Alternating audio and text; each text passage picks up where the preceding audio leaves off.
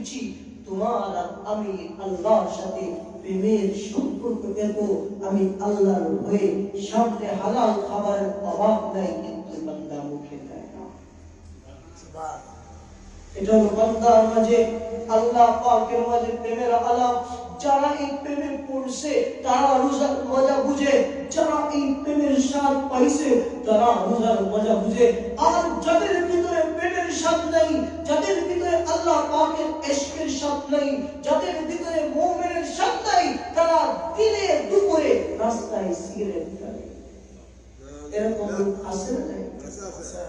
বেহায়া, বেশরমা, নালায়েক, অপদস্থ মুসলমানের সন্তান হয়ে রাস্তার মধ্যে রমজানে দিন দুপুরে খায়।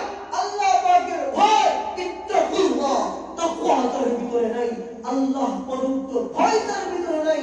আল্লাহ পাকের বন্ধুত্বের মহব্বতের যে ডাক আল্লাহ দিয়েছিল সে গ্রহণ করে না।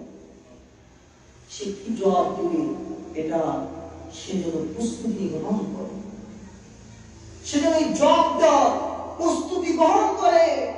রোজা না রাখলে শাস্তি, আল্লাহ বলেছেন রোজার শাস্তি এরকম, একটা রাখবা না 60টা রাখবা।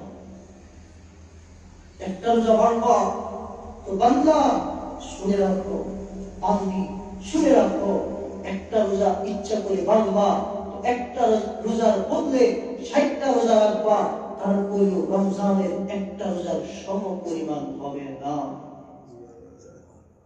তাও রাখবা যে ধারাবাহিক ভাবে রাখতে হবে। 60টা রাখবা, মাঝখানে একটা ভেঙে গেছে, হবে না আবার প্রথম থেকে 60টা রাখবা। তাহলে কি গুরুত্ব কেলেই হবে না।